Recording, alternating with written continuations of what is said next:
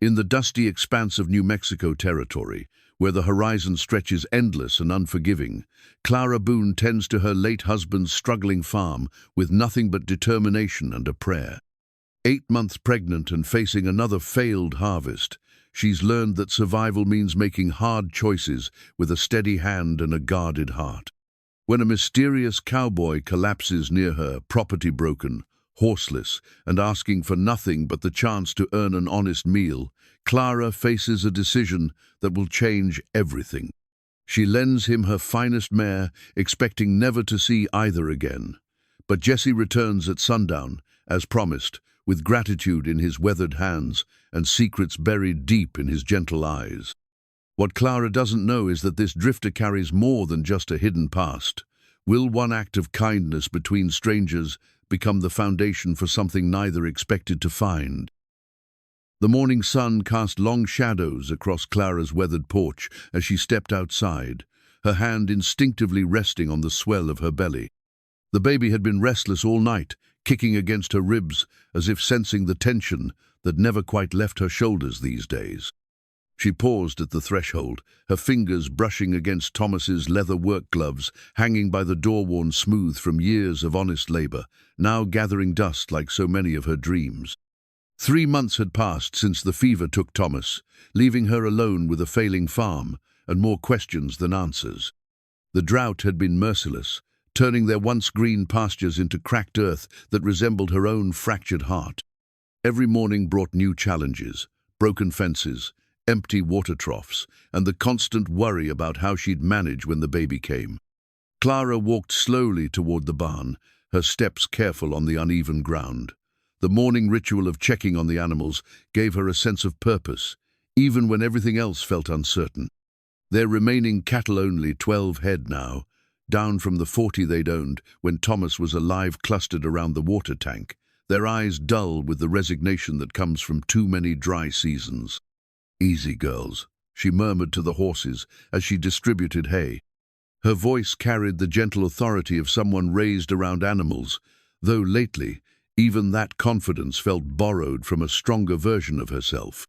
The mare she'd lent to the stranger yesterday, Rosie, Thomas's favorite, whinnied softly from her stall, as if sensing Clara's thoughts had turned to the mysterious cowboy. Jesse. That's all he'd given her for a name, and even that felt like it might not be the whole truth. Something in his eyes suggested layers beneath the surface, stories untold and carefully guarded. When she'd found him collapsed near her property line, his face pale with pain and exhaustion, every instinct had screamed at her to be cautious. A woman alone couldn't afford to trust strangers, especially not in these times when desperation drove good people to do questionable things. But there had been something in his voice when he'd asked for help, not the demanding tone of someone accustomed to getting his way, but the humble request of a man who understood the weight of asking for kindness from someone who had little to spare. When he'd promised to return Rosie by sundown, she'd seen truth in his weathered face, even if she suspected he was holding back plenty else. The memory of his return still surprised her. True to his word, he'd brought Rosie back just as the sun touched the horizon, dismounting carefully to favor his injured ankle. But instead of riding away into the gathering dusk, he'd lingered, asking if there was work he could do to repay her kindness. The offer had caught her off guard. Most drifters were eager to keep moving, not looking for ways to settle in one place. "Ma'am," he'd said, hat in his hands, "I know you don't owe me anything more than you've already given, but I'm not comfortable taking charity without earning my keep. If you've got work that needs doing, I'm stronger than I might look right now." Clara had studied his face in the fading light, searching for signs of deception or hidden motives. What she'd found instead was sincerity, mixed with something that looked like loneliness, a combination she recognized all too well from her own mirror. Against her better judgment, she'd pointed toward the barn where Thomas's tools still hung on their hooks, unused since his death. "There's always work on a farm," she'd said simply. "You can sleep in the barn loft if you need a place to rest that ankle properly." That had been 3 days ago, and Jesse had proven himself to be everything he'd promised and more. He rose before dawn, working quietly so as not to wake her, tackling the endless list of repairs and maintenance that had piled up since Thomas's death. Yesterday, she'd watched from the kitchen window as he mended the fence along the north pasture, his movements efficient and practiced, despite the lingering stiffness in his injured ankle. There was something about the way he worked that reminded her of Thomas not in appearance, for Jessie was taller and leaner, with dark hair, where Thomas had been fair, but in the quiet competence that spoke of a man comfortable with hard labor. Yet there were moments when she caught him pausing, looking out across the landscape with an expression she couldn't quite read. It was the look of someone searching for something, though she couldn't imagine what a drifter might hope to find on her struggling farm.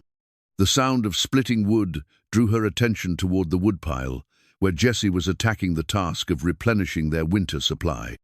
Each swing of the axe was controlled and powerful, sending pieces of oak flying in neat arcs. He worked with his shirt sleeves rolled up, revealing forearms corded with muscle and marked by old scars, the kind that came from years of outdoor work, though something about them seemed different from the usual ranch hand injuries she'd seen on Thomas and their neighbors. "Morning, Mrs. Boone," Jessie called out when he noticed her watching. He set down the axe and reached for his hat, a gesture of courtesy that seemed as natural to him as breathing. "I hope the chopping didn't wake you. Thought I'd get an early start on this pile."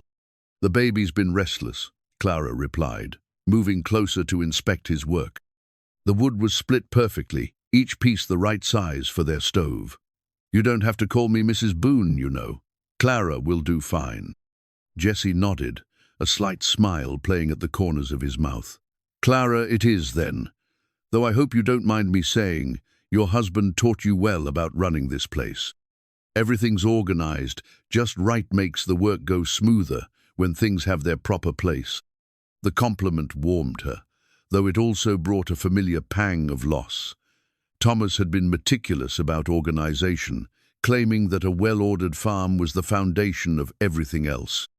She'd thought it was just his way of being particular, but after trying to manage alone, she'd learned to appreciate the wisdom in his methods. "He was a good teacher," she said softly, "patient with someone who grew up in town and didn't know a halter from a harness when we first met." Jessie resumed his work, but she noticed he kept the conversation going, something she'd grown to appreciate over the past few days. The silence of the farm had become oppressive since Thomas's death, broken only by the sounds of animals and wind. Having another human voice, especially one that asked thoughtful questions and listened to her answers, had become more valuable than she'd expected. "How long were you married?" he asked, his tone carefully respectful. 7 years, Clara replied, settling onto the porch steps where she could watch him work, without feeling like she was hovering. "We met in Santa Fe when I was working at the general store. He came in looking for supplies for this place, and somehow managed to talk me into taking a ride out here to see what he was building." The memory brought a genuine smile to her face, the first she'd felt in weeks. "I thought he was crazy, trying to make a go of it out here with nothing but determination and a few head of cattle. But there was something about his vision, the way he talked about what this place could become, that made me want to be part of it." Jessie paused in his work, resting the axe head on the ground. "Sounds like he was a man who could see potential where others might only see problems." "That's exactly right," Clara said, surprised by how well he'd captured Thomas's essence. "He used to say that the best things in life were the ones you had to fight for, that easy victories didn't teach you anything worth knowing." "Wise man," Jessie said quietly, and something in his tone suggested he spoke from personal experience. "Sounds like he left you with more than just the farm, left you with the knowledge of how to keep fighting when things get difficult." Clara felt tears prick at the corners of her eyes, not from sadness but from the recognition of truth. It had been a long time since anyone had seen her strength rather than just her struggles. Most of the neighbors meant well, but their offers of help came wrapped in pity and assumptions that she couldn't manage alone. Jessie's words acknowledged her capability, while honoring Thomas's memoria balance she hadn't realized she'd been craving. "Some days I feel strong," she admitted. "Other days I wonder what I was thinking, trying to hold onto this place with a baby coming and no real idea what I'm doing." Jessie set the axe aside and walked over to the porch, settling onto the bottom step with careful attention, to his healing ankle. From this closer distance, Clara could see the fine lines around his eyes, the kind that came from squinting into sun and weather, though there was something else there too. A weariness that seemed deeper than physical exhaustion. "Can I tell you something my father used to say?" Jessie asked, his voice taking on the cadence of someone sharing something precious. "He told me that courage isn't about not being afraid, it's about doing what needs to be done, even when you're scared, senseless. From where I sit, watching you manage this place, care for those animals, and prepare for a baby all on your own, I'd say you've got more courage than most people see in a lifetime." The compliment hit her squarely in the chest, unexpected and genuine. Clara studied Jessie's face, noting the sincerity in his dark eyes, the way he spoke about his father with obvious respect and affection. There were depths to this man that contradicted his simple story of being a drifter looking for work. "What about you?" she asked impulsively. "What brings a man to wandering? You don't strike me as someone without options." For just a moment, Jessie's composure flickered, and Clara caught a glimpse of something complicated in his expression. Then the moment passed, and his easy smile returned, though it seemed slightly more guarded than before. "Sometimes a man needs to see what's beyond the next hill," he said, deflecting with practiced ease. "I've been working ranches since I was old enough to hold reins, but most of them were other people's dreams. Figured it was time to find out what my own dreams might look like." It was a reasonable answer, the kind of thing she might expect from any cowboy with wanderlust in his blood. But Clara had learned to listen for what people didn't say as much as what they did, and Jessie's response felt carefully constructed. There were gaps in his story, spaces where more personal truths might hide. Still, she decided not to press. Everyone had a right to their privacy, and Jessie had given her no reason to doubt his character. His actions spoke louder than any stories he might tell. He worked hard, treated her with respect, and asked for nothing beyond what he'd earned. In her current situation, that was worth more than complete honesty about his past. The morning stretched ahead of them, full of the familiar rhythms of farm work. Clara felt something she hadn't experienced in month anticipation for the day ahead, rather than dread of all the tasks she couldn't handle alone. Jessie's presence had shifted the balance somehow, making the impossible seem merely difficult. "Well," she said, standing carefully and brushing dust from her skirt, "I suppose we both have work to do. Thank you for the wood and for the reminder about courage." Jessie touched the brim of his hat in acknowledgement. "Thank you for the chance to prove myself worthy of your trust. Not everyone would take a risk on a stranger." As Clara walked toward the house to start breakfast, she reflected on his words. Trust was indeed what she'd offered him, though she hadn't quite thought of it in those terms. It was a commodity she'd thought depleted after Thomas's death, yet somehow Jessie had managed to coax a small measure of it back to the surface. The day passed in the comfortable rhythm of shared labor. Jessie worked on repairing the chicken coop, while Clara tended to her small vegetable garden, coaxing life from soil that seemed determined to resist her efforts. They moved around each other with surprising ease, as if they'd been working the same land for years, rather than days. When evening came, Clara found herself reluctant to let Jessie disappear into the barn for the night. The loneliness that had been her constant companion since Thomas's death felt more acute after a day of human companionship. Instead, she found herself offering something she hadn't done since becoming a widow. "Would you like to join me for supper?" she asked as he finished washing up at the pump. "It's not much, but it seems foolish to cook for one when there's two of us here." Jessie's smile was answer enough, and soon they were seated across from each other at Clara's small kitchen table, sharing a simple meal of beans, cornbread, and preserved peaches. The conversation flowed easily, touching on safe topics like the weather, the condition of the livestock, and plans for the next day's work. But as the evening deepened and the oil lamp cast dancing shadows on the walls, Clara found herself studying Jessie's face more closely. There was something about him that didn't quite add up: the way he held his fork, the unconscious straightness of his posture, the careful modulation of his voice. These were small things, barely noticeable, but they suggested refinement that seemed at odds with his story of being a simple ranch hand. "Jessie," she said as they finished the meal, Can I ask you something? Of course. Where exactly are you headed? You mentioned finishing a journey, but you've been here 3 days now. Not that I'm complaining, your help has been invaluable, but I'm curious about your plans. Jesse was quiet for a long moment, turning his coffee cup in slow circles on the table. When he finally spoke, his voice carried a weight that hadn't been there during their lighter conversation. Honestly, Clara, I'm not entirely sure anymore.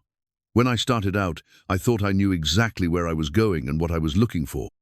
But sometimes the journey changes you, makes you question what you thought you wanted. It was the most honest thing he'd said since arriving, and Clara felt the truth of it resonate in her own heart. Her own journey had certainly taken unexpected turns, leading her to places she'd never imagined she'd have to navigate alone. I understand that, she said softly. Sometimes life has its own plans for us, whether we're ready or not.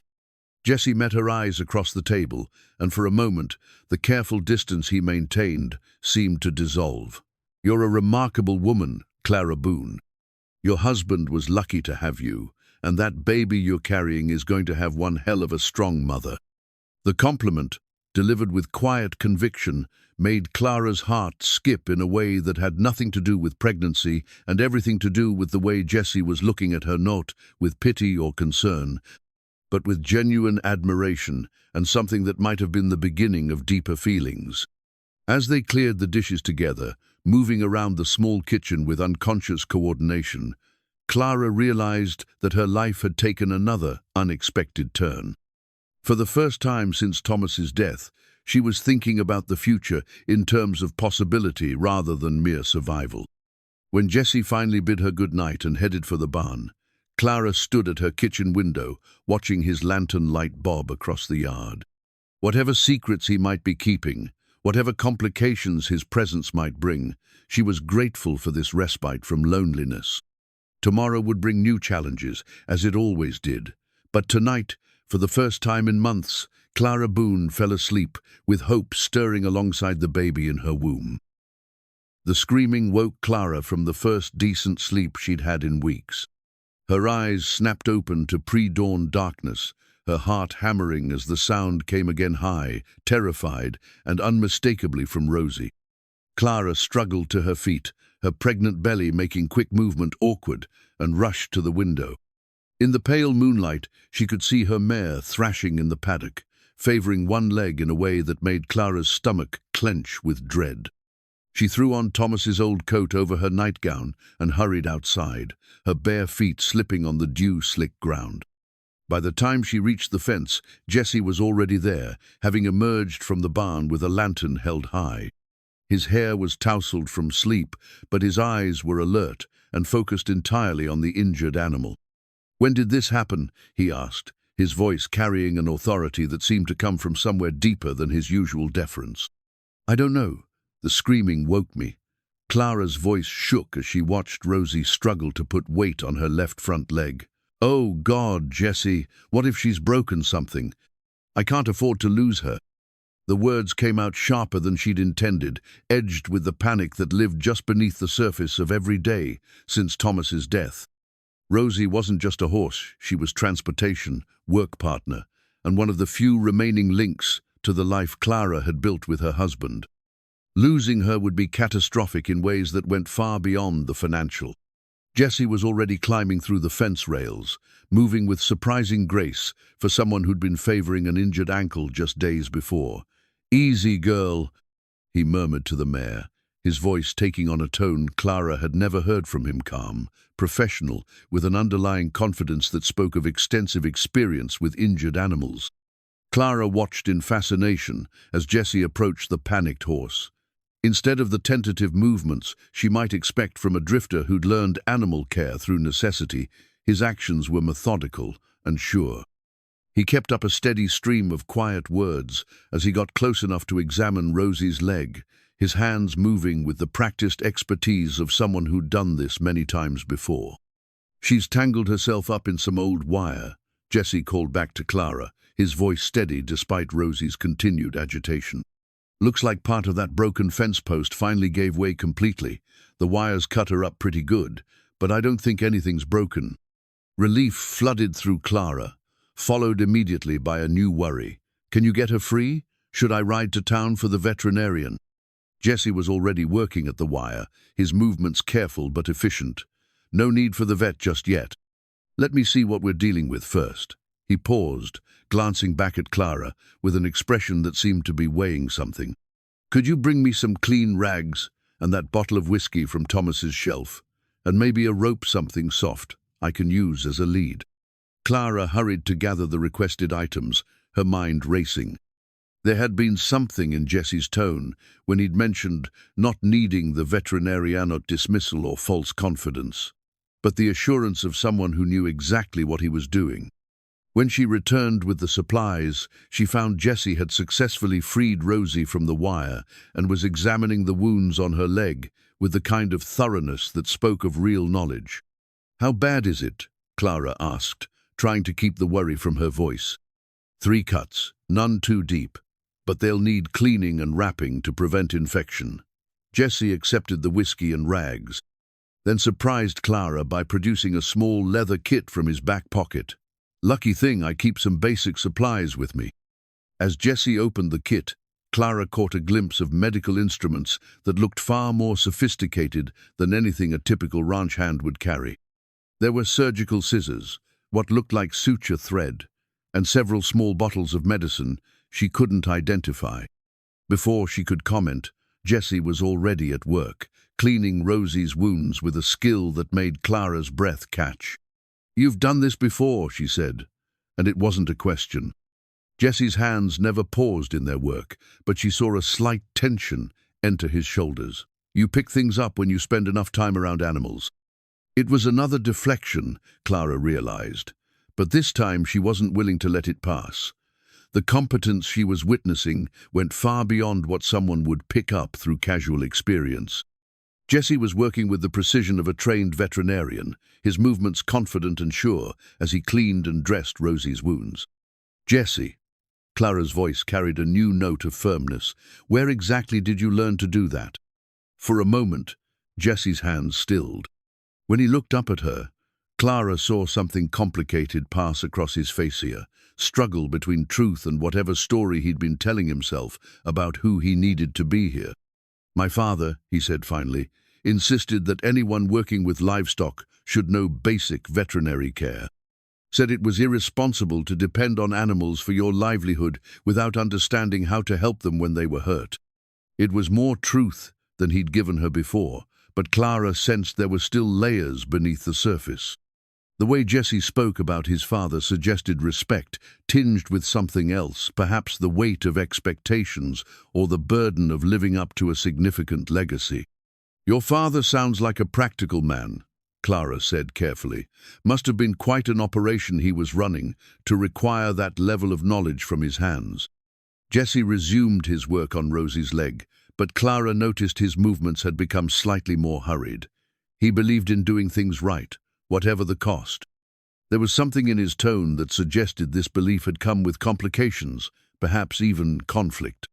Clara filed the observation away, adding it to the growing collection of small inconsistencies that surrounded Jesse's story.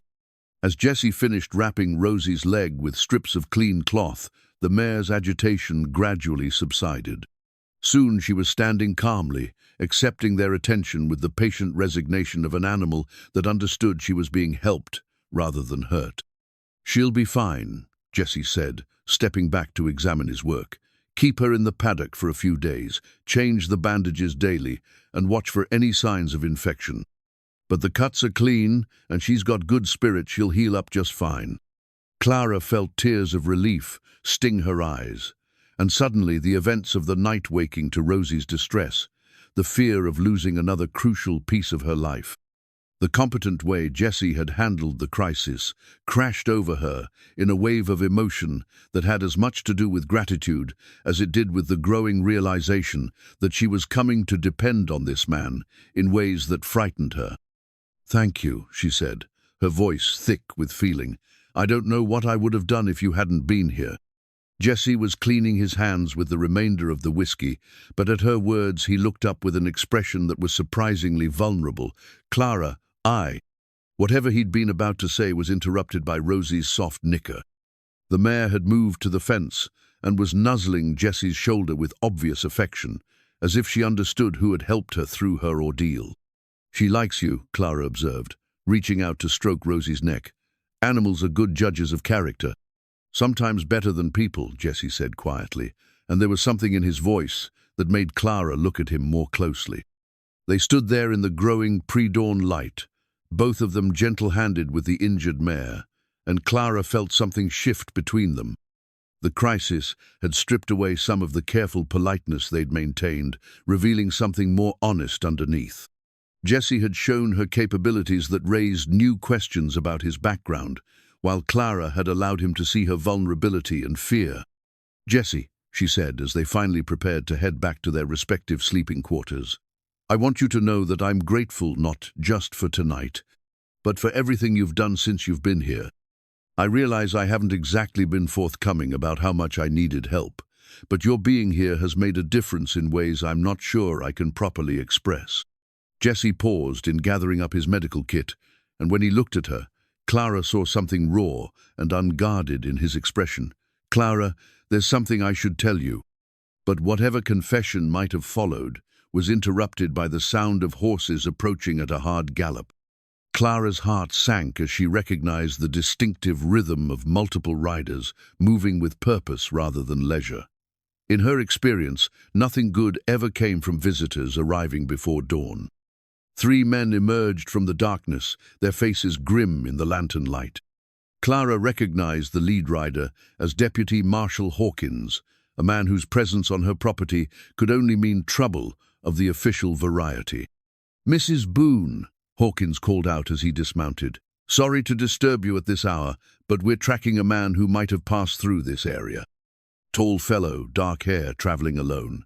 Goes by several names, but we have reason to believe he's been using the name Jessie." Clara felt the blood drain from her face as she glanced toward Jessie, who had gone very still beside her. In the lamplight, she could see his jaw clench, his entire posture shifting from relaxed to alert in a way that suggested preparation for trouble. "What exactly are you accusing this man of, Marshal?" Clara asked, proud that her voice remained steady despite the fear crawling up her spine. "Fraud, for starters," Hawkins replied, his eyes fixed on Jessie with obvious recognition. "Running confidence games on good folks, taking advantage of their trust. We've had reports from 3 towns between here and Albuquerque about a man matching his description." Clara's world tilted slightly as she processed this information. Everything she thought she knew about Jessie suddenly felt uncertain, colored by the possibility that she'd been harboring a criminal on her property. The competent way he'd handled Rosie's injury, the inconsistencies in his story, the careful way he'd avoided direct questions about his past, it all took on a different meaning in light of the marshal's accusations. But as she looked at Jessie, preparing to see guilt or the calculation of a man caught in his deceptions, what she found instead was something that looked like resignation mixed with profound sadness. Not the expression of a con man whose schemes had been discovered, but of someone who'd hoped to escape something and found that escape impossible. "Marshal," Jessie said quietly, his voice carrying a dignity that seemed at odds with the accusations being leveled against him, "I think there may be some confusion about who you're looking for." Hawkins laughed, but there was no humor in it. "No confusion at all, McAllen. We know exactly who you are." The name hit Clara like a physical blow. McAllen. She'd heard that name before everyone in the territory had. The McAllen family owned one of the largest cattle operations west of the Mississippi, with holdings that stretched across 3 states and influence that reached into territorial politics and beyond. As the implications sank in, Clara felt a different kind of betrayal than what the marshal's accusations had suggested. Jessie wasn't a conman taking advantage of her. Trust was something potentially worse. He was Jessie McAllen, heir to a fortune so vast that her struggling farm was less than a rounding error in his family's accounts. He was a man who'd been playing at being poor while she'd worried about having enough to feed him. "You lied to me," she said, her voice barely above a whisper, but carrying the weight of profound disappointment. Jessie turned toward her, his face stricken. Clara, please let me explain. Explain what? The words came out sharper than she'd intended, propelled by a hurt that was already transforming into anger. Explain how you've been playing games with someone who has nothing to lose. Explain how you let me worry about having enough food to share while you could buy this entire territory without missing a meal. It's not like that, Jessie said desperately. I never meant for... For what? For me to find out who you really are. Clara's voice was rising now. All the careful control she'd maintained throughout months of struggle, finally cracking under the weight of this latest betrayal. Did you think it was amusing, watching me try to manage this place alone? Was it entertaining to see how grateful I'd be for help from someone I thought was just another struggling cowboy?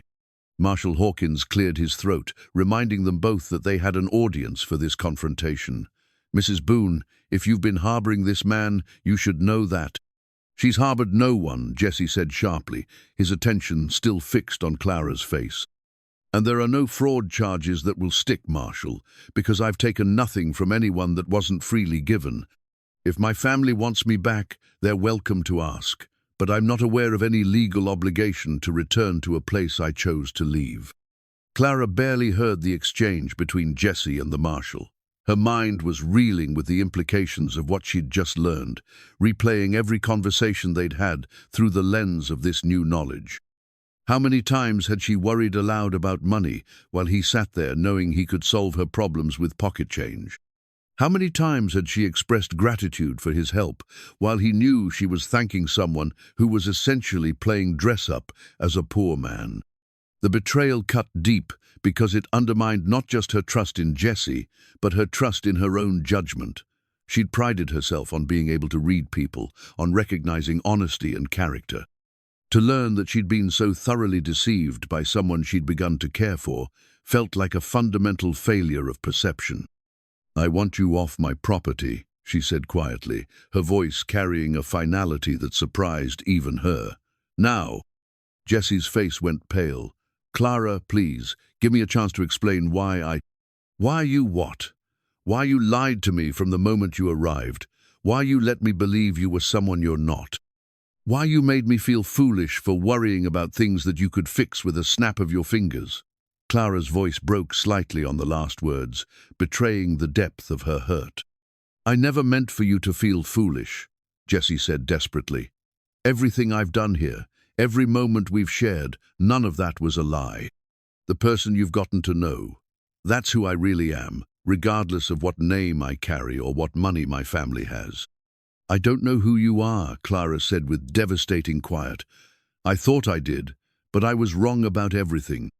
Marshal Hawkins stepped forward, clearly uncomfortable with the personal drama unfolding but duty-bound to complete his task.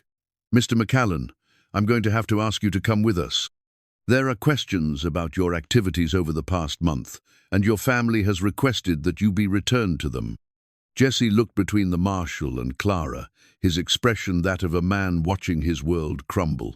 Can I have a moment to gather my things? Make it quick, Hawkins replied. As Jessie headed toward the barn, Clara stood frozen in the pre-dawn darkness, her hands unconsciously cradling her belly as if she could protect her unborn child from the disappointment that seemed to be her constant companion.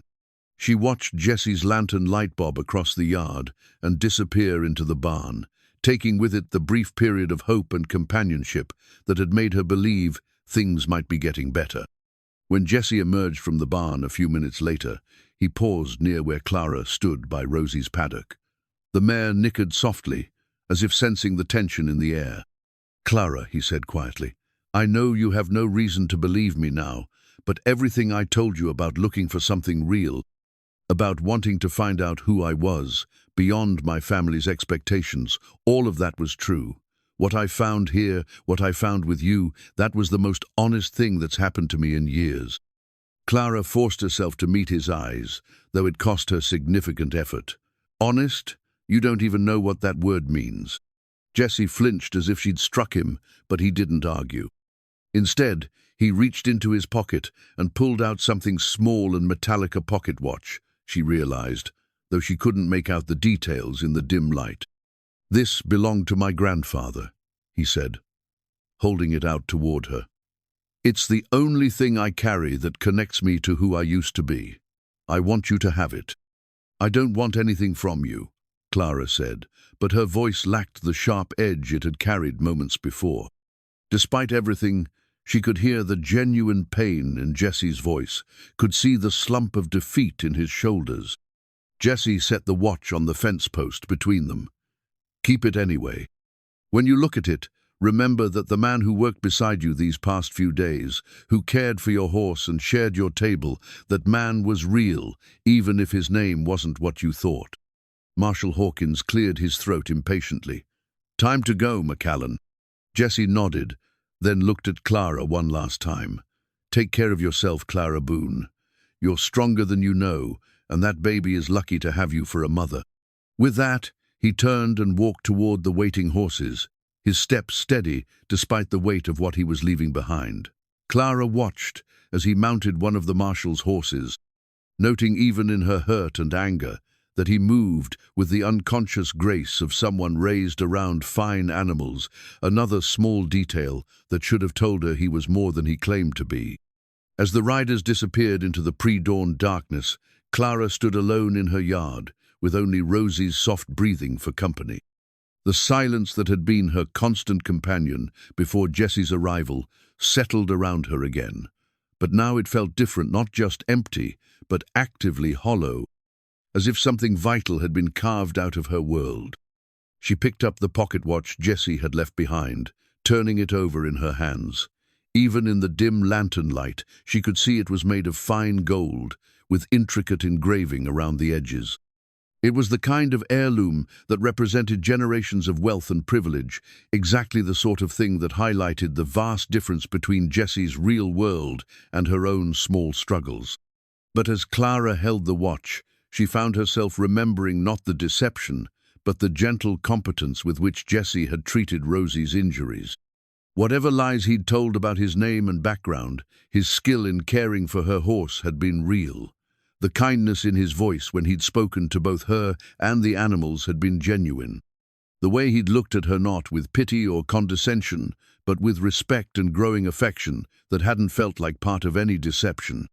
The confusion of it all threatened to overwhelm her. Part of her wanted to hate Jesse McCallan for his lies, to dismiss everything they'd shared as manipulation or amusement. But another part, the part that had felt less alone for the first time in months, whispered that perhaps the situation was more complicated than simple deception. As the sun finally crested the horizon, painting the sky in shades of gold and pink, Clara made her way back toward the house. The day ahead would bring all the same challenges she'd faced before Jesse's arrival. But now they felt heavier somehow, weighted with the knowledge of what it had been like to have help and companionship.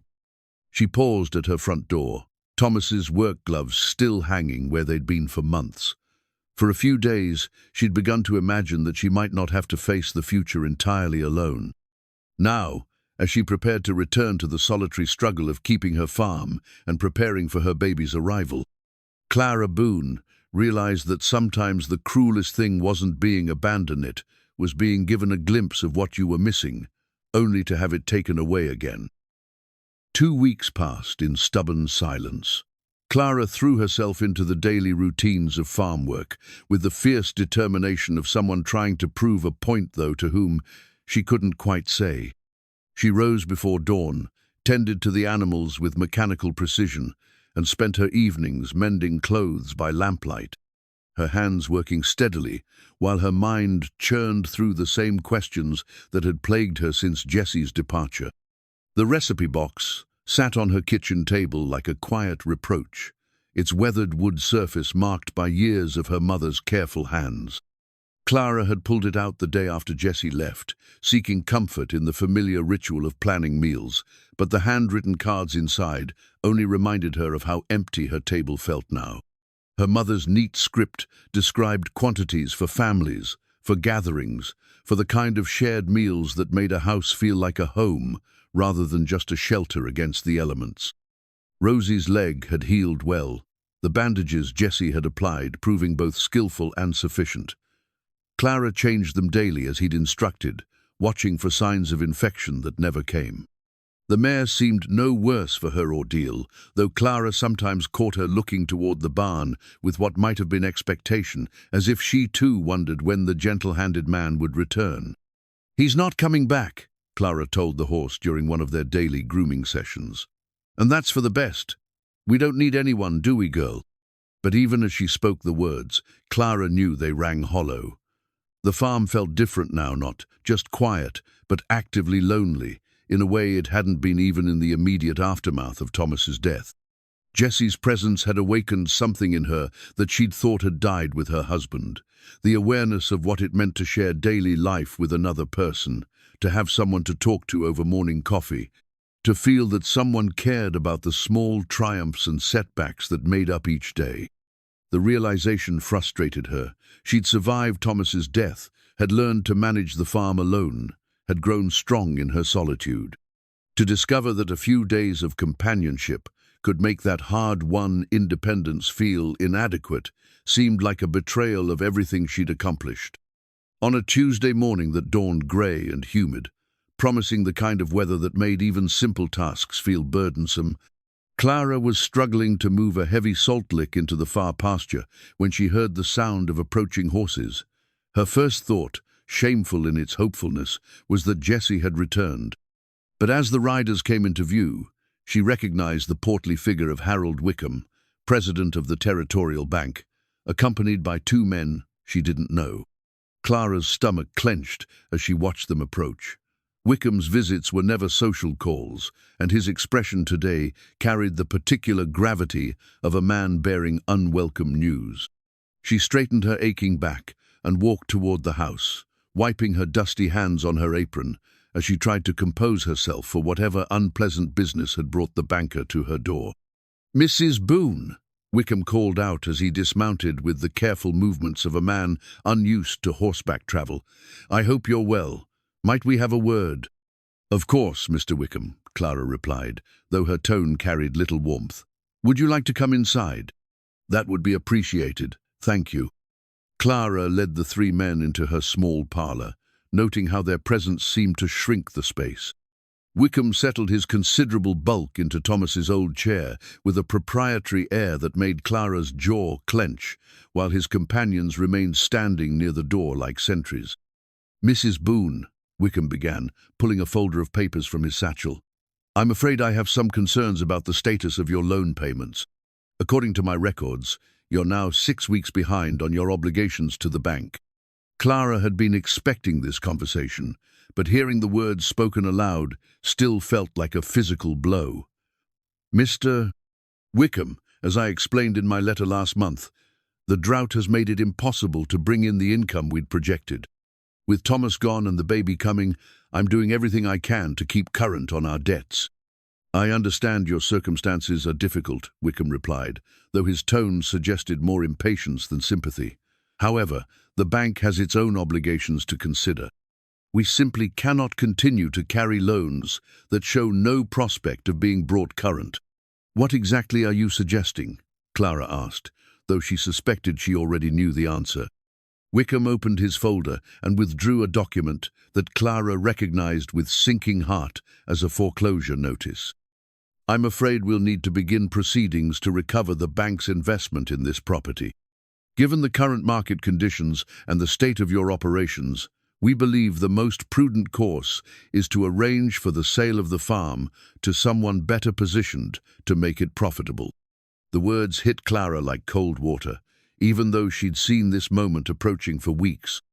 Losing the farm would mean losing everything, not just the land and buildings that represented 7 years of her life with Thomas, but her home, her independence, and any hope of providing stability for her unborn child. "Mr. Wickham," Clara said carefully, "surely there must be some accommodation we can reach. The drought won't last forever, and I'm willing to work harder than anyone to make this place profitable again." "Mrs. Boone," Wickham interrupted, his voice taking on the patronizing tone that Clara had learned to despise. "I mean no disrespect, but you're a woman alone, expecting a child, with no family support and no experience running a cattle operation. Even under the best circumstances, this would be a challenging situation, given the current conditions. He trailed off, leaving the implication hanging in the air like smoke from a poorly tended fire. Clara felt her temper rise, but forced herself to remain calm. Losing her composure would only confirm Wickham's assumptions about her inability to handle difficult situations. "How long do I have?" she asked quietly. 30 days, Wickham replied, returning the foreclosure notice to his folder. "That should give you sufficient time to make arrangements for relocation.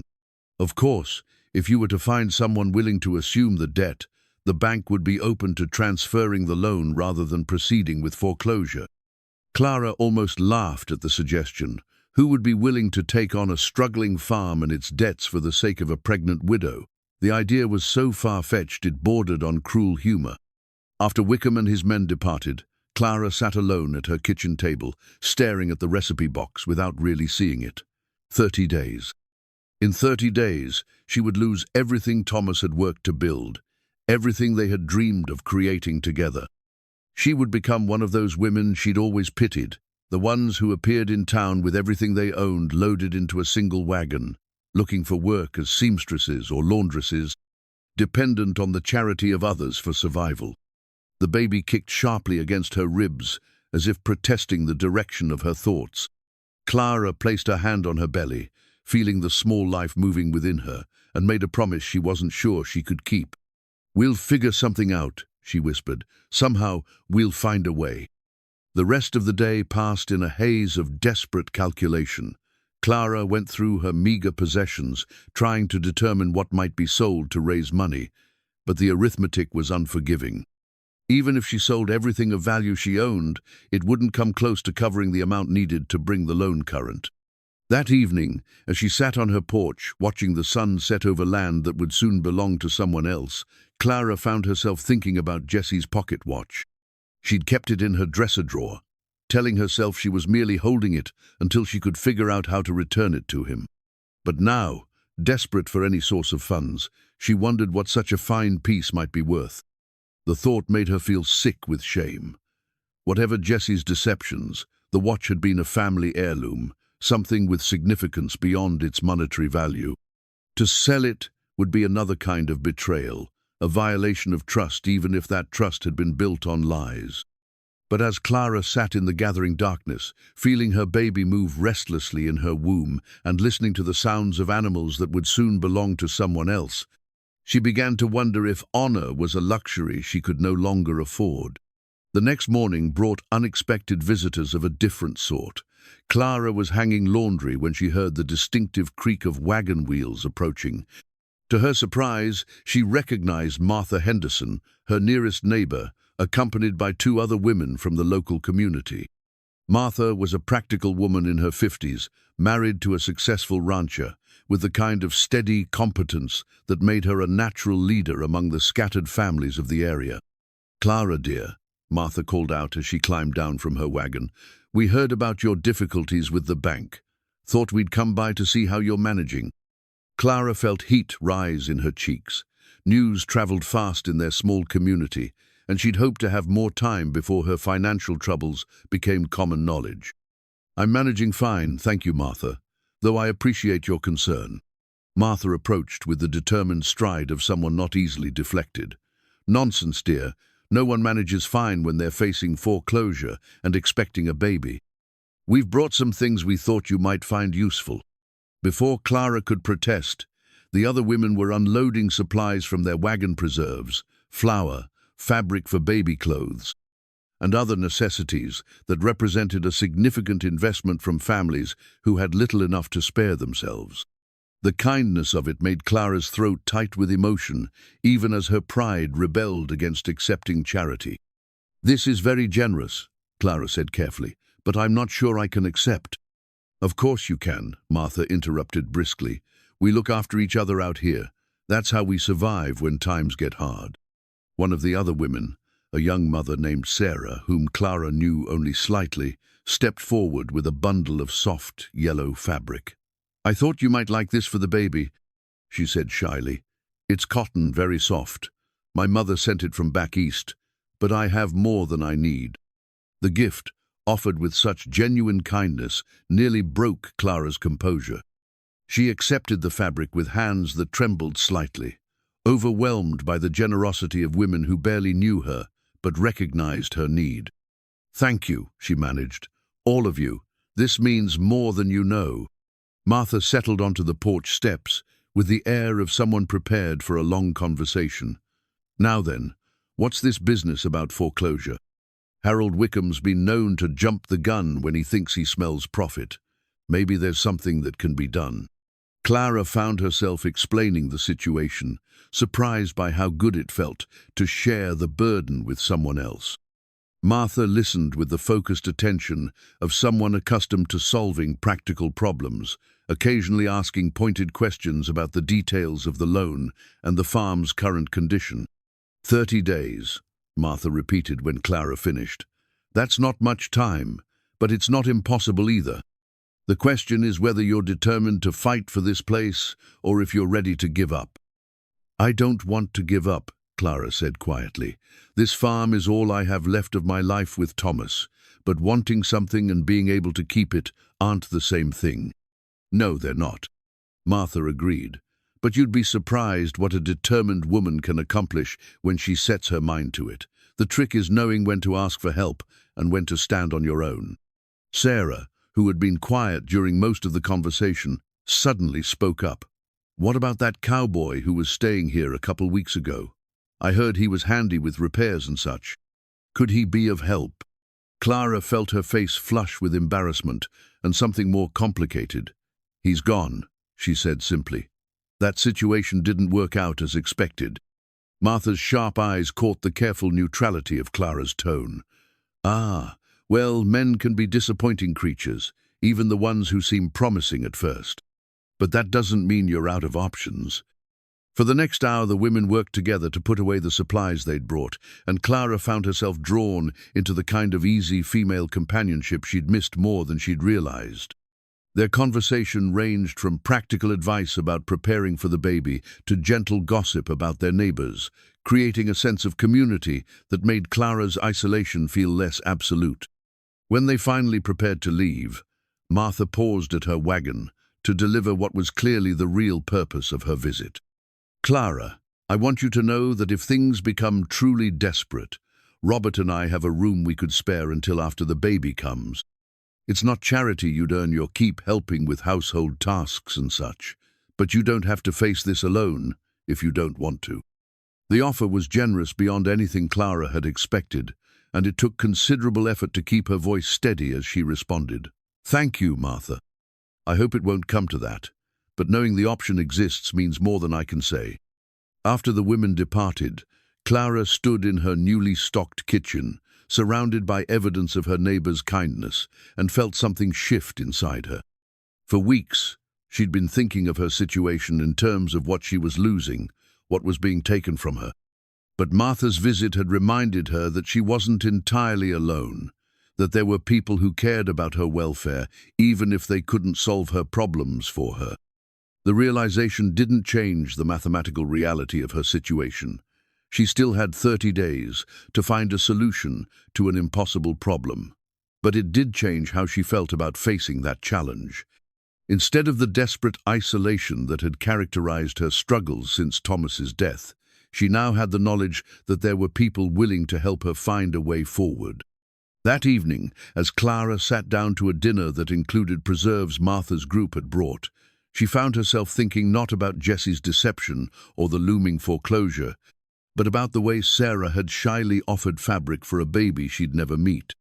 The kindness of it, the simple recognition of shared humanity, reminded Clara that there were different kinds of wealth in the world, some that could be lost to drought and debt, and others that existed in the connections between people who chose to care for each other.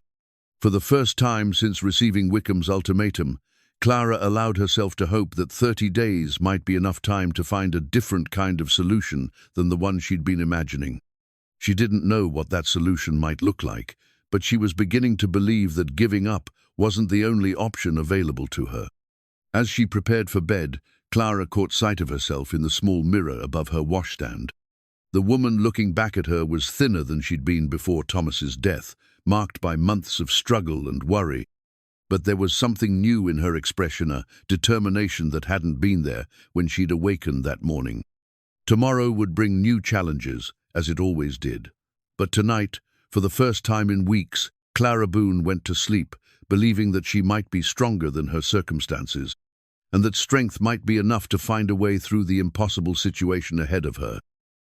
Clara discovered the unfinished cradle on a Thursday morning while searching the barn for anything of value she might sell. Tucked behind a stack of unused lumber, covered by a paint-stained tarp, Thomas's final project waited in the shadows, like a promise interrupted by death.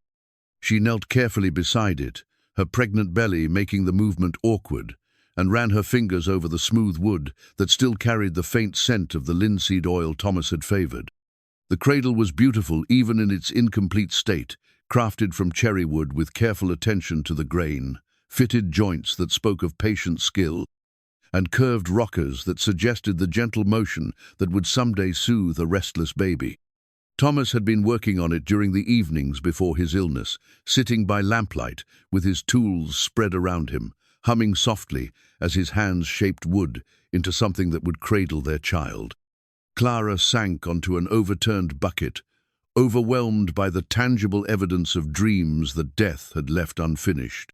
She could remember Thomas's excitement when he'd started the project, his careful measuring and remeasuring to ensure everything was perfect. He'd talked about teaching their son or daughter to appreciate fine craftsmanship, about the satisfaction that came from creating something beautiful with your own hands. "One day, our grandchildren will sleep in this cradle," he'd said one evening, holding up a perfectly curved piece that would become part of the headboard. "It'll outlast both of us, carrying a little piece of our love forward through the generations." Now, looking at the abandoned project, Clara felt the weight of all the futures that would never come to pass. Thomas would never see their child sleep in the cradle he'd begun with such hope. There would be no son to teach woodworking, no daughter to inherit family traditions, no grandchildren to carry forward the legacy of careful craftsmanship. But as Clara sat in the dusty barn, surrounded by the tools and materials of a life cut short, she made a decision that surprised her with its clarity. She would finish the cradle herself. Somehow, despite her inexperience with woodworking and the pressing urgency of her other problems, she would complete what Thomas had started. The decision felt both impossible and inevitable. Clara had watched Thomas work on countless projects over their 7 years of marriage, had even helped with simple tasks when he needed an extra pair of hands. She understood the basic principles, even if she lacked his skill and experience. More importantly, finishing the cradle felt like a way of honoring both Thomas's memory and her commitment to their child's future. That afternoon, Clara began the slow process of teaching herself to use Thomas's tools. She started with the simplest task, sanding the pieces he'd already cut, following the grain with careful strokes that gradually smoothed away rough edges. The work was meditative in a way she hadn't expected, requiring enough concentration to quiet the anxious thoughts that had plagued her since Wickham's visit. As she worked, Clara found herself talking to Thomas as if he were sitting beside her, offering guidance and encouragement. "I know I'm not holding the plane quite right," she said, struggling with a particularly stubborn piece of wood. "But I'm trying to remember how you showed me that time you let me help with the fence posts." The afternoon sun slanted through the barn windows, casting long shadows that danced around Clara as she worked. Despite her inexperience, she could see progress in the small improvements her efforts produced. The wood grew smoother under her hands, the rough edges gradually giving way to the kind of finish that would be safe for a baby's delicate skin. On her second day of working on the cradle, Clara was struggling to fit one of the side rails when she heard footsteps approaching the barn.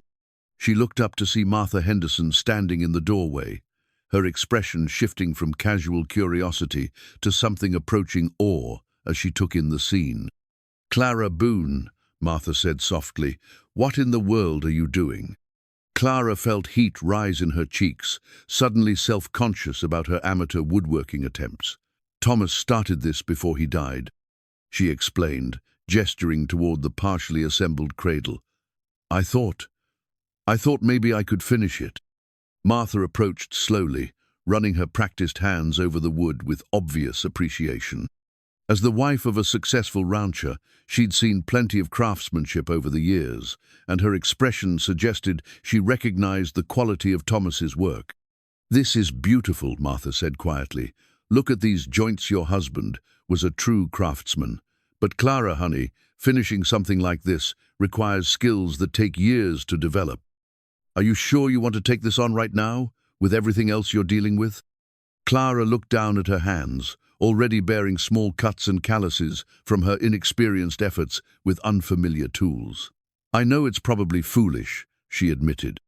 "I know I don't have the skills or the time or the money to buy the hardware I'll need. But Martha, this cradle is the last thing Thomas was working on for our baby.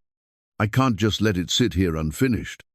Martha was quiet for a long moment, studying both Clara and the cradle with the careful attention of someone weighing options. When she finally spoke, her voice carried the practical kindness that characterized all her interactions. "All right then," she said briskly. "If you're determined to do this, you're going to need proper instruction. My Robert knows his way around woodworking tools learned from his father, who built half the barns in this county. I'll send him over tomorrow to take a look at what you're working with." "Martha, I can't ask you to." "You're not asking, I'm offering," Martha interrupted. "Besides, Robert's been restless lately, looking for a project to keep his hands busy during the slow season. This might be exactly what he needs." The next day brought Robert Henderson to Clara's barn, a lean, weathered man in his 60s, with the steady hands and patient demeanor of someone who'd spent a lifetime working with wood. He examined Thomas's cradle with the thorough attention of an expert, running his fingers along joints and testing the fit of partially assembled pieces. "Your husband was a fine craftsman," Robert said finally. "These joints are cut perfectly, and he chose excellent wood. The design is both beautiful and practical. This cradle will last for generations if it's finished properly." "Can it be finished?" Clara asked anxiously. "I mean, by someone like me who doesn't really know what she's doing." Robert smiled, the expression transforming his serious face. "Mrs. Boone, I've been working with wood for 50 years, and I've learned that the most important tool in any project isn't a saw or a play knight's determination. You've got plenty of that, from what I can see.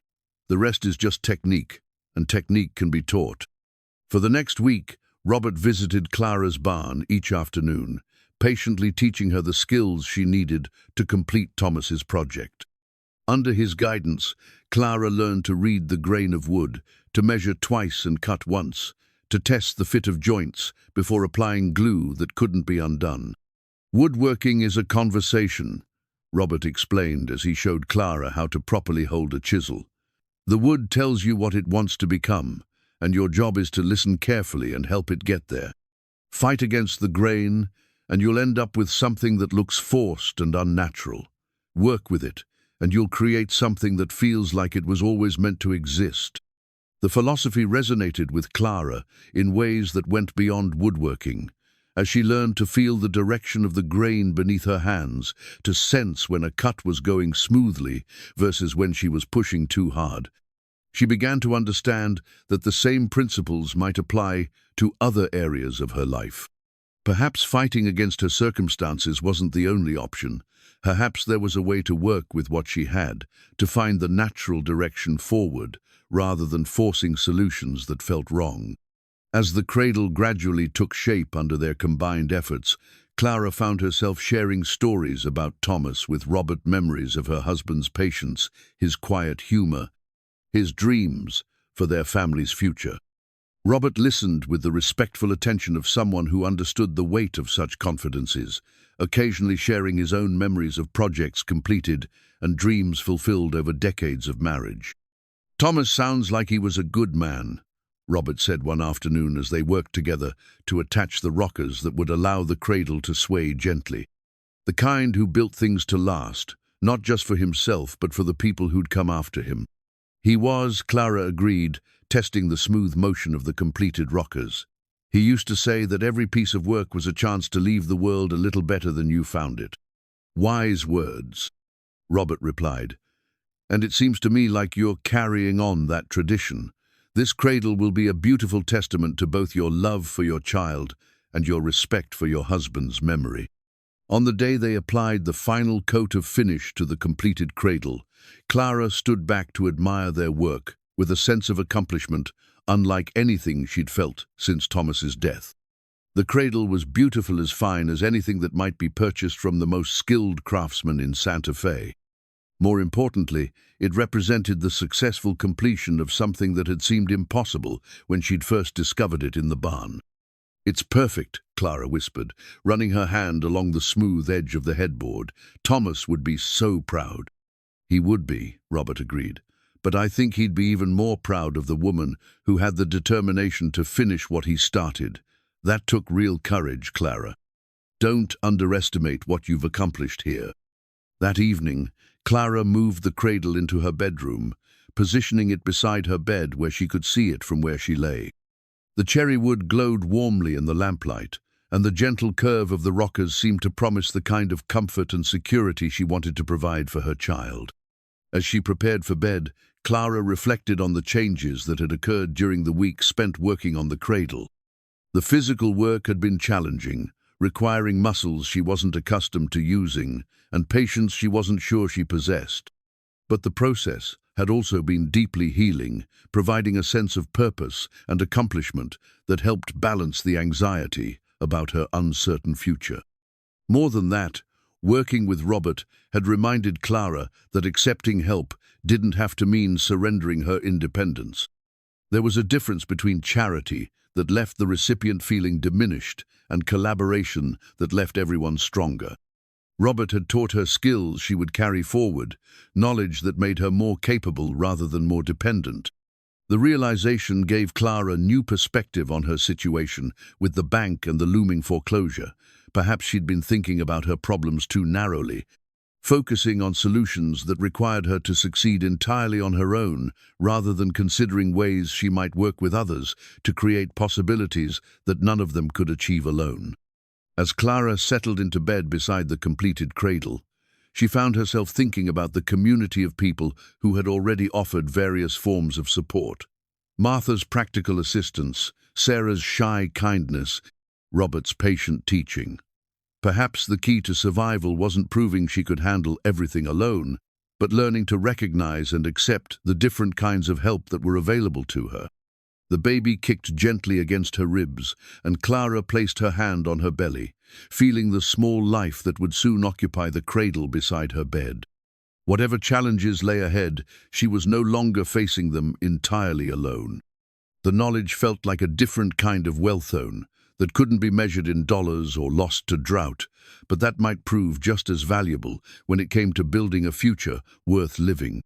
For the first time since Wickham's visit, Clara fell asleep, thinking not about what she was about to lose, but about what she had already gained: skills, connections, and a growing understanding that strength could take many different forms, some of them involving the wisdom to know when to ask for help and when to offer it in return. Clara was folding the yellow fabric Sarah had given her when the glint of gold caught her eye. Jessie's pocket watch had fallen from the dresser drawer where she'd kept it hidden, landing beside the baby clothes with an impact that seemed to echo far beyond its actual sound. She picked it up carefully, as if it might burn her fingers, and for the first time since Jessie's departure, allowed herself to examine it closely. The watch was even more magnificent than she'd realized in the darkness of that awful morning.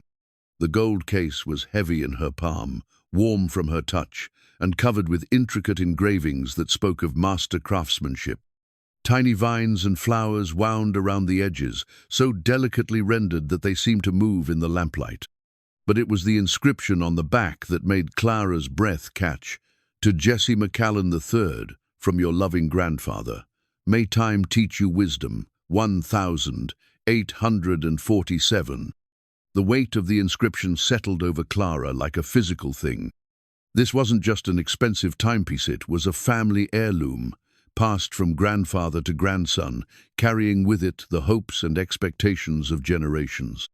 The Jesse she'd known, the man who'd worked beside her with calloused hands and gentle patience, was the heir to a legacy represented by this single, precious object. Clara sank onto her bed, still holding the watch, as a new understanding of Jesse's situation began to emerge. She thought about the careful way he'd moved sometimes, the unconscious straightness of his posture, the moments when his speech had carried the cadence of education rather than the rougher patterns of ranch work. These hadn't been deceptions so much as glimpses of who he'd been before choosing to become someone else. But why would someone abandon such a legacy?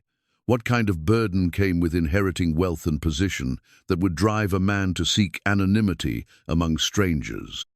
Clara found herself remembering the sadness she'd sometimes glimpsed in Jesse's eyes, the way he'd spoken about finding out who he was beyond other people's expectations. The sound of approaching horses interrupted her contemplation. Clara quickly returned the watch to its hiding place and moved to the window, expecting to see Martha or perhaps one of the other neighbors who'd taken to checking on her welfare. Instead, she saw a strange-era, well-dressed man on a fine horse, leading a pack animal loaded with supplies. Clara grabbed her shawl and stepped onto the porch, her hand resting instinctively on her belly as she watched the stranger approach. He was middle-aged, with graying hair, and the kind of clothes that spoke of professional success rather than ranch work. Everything about him suggested wealth and authority, making Clara immediately wary.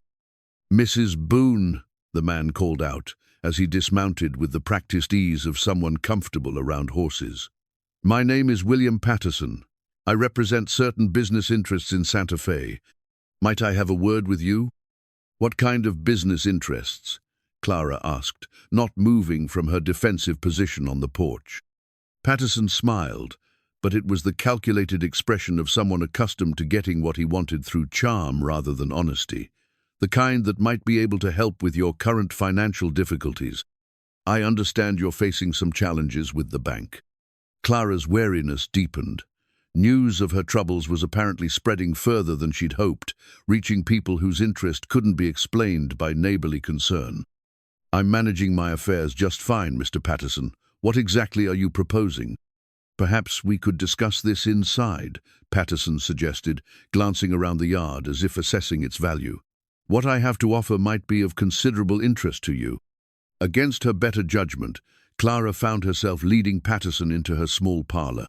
He settled into Thomas's chair with the same proprietary air that Harold Wickham had displayed, but his attention seemed more focused on cataloguing her possessions than on establishing dominance. "Mrs. Boone," Patterson began, withdrawing a leather portfolio from his saddlebag. "I represent investors who are interested in acquiring properties in this area for development purposes. We understand that you're currently facing foreclosure, and we'd like to offer you an alternative solution." "What kind of solution?" Clara asked, though she suspected she already knew where this conversation was heading. "We're prepared to purchase your farm directly, paying off your debts to the bank and providing you with additional funds to help establish yourself elsewhere. The amount we're offering is quite generous, more than you'd likely receive if the property goes to auction." Patterson produced a document from his portfolio and placed it on Clara's kitchen table. Even from her position across the room, she could see the impressive sum written in bold figures at the bottom of the page. "That's a considerable amount of money," Clara admitted. "But this farm isn't for sale, it's my home." "Mrs. Boone," Patterson said with the patient tone of someone explaining obvious facts to a child, "with respect, this property is going to be sold whether you want it to be or not. The only question is whether you receive fair compensation or lose everything to foreclosure. Our offer gives you the chance to walk away with enough money to start fresh anywhere you choose." Clara studied Patterson's face, noting the confidence that came from believing he held all the cards. "And what exactly do these investors plan to do with my farm?" "Development," Patterson replied vaguely. "The area shows potential for various enterprises. The specific plans haven't been finalized, but I can assure you the property would be put to productive use." The non-answer confirmed Clara's suspicions that Patterson's investors cared nothing for the land itself, seeing it only as a commodity to be exploited for profit. The thought of her carefully tended fields and pastures being transformed into whatever development meant to distant businessmen made her stomach clench with revulsion.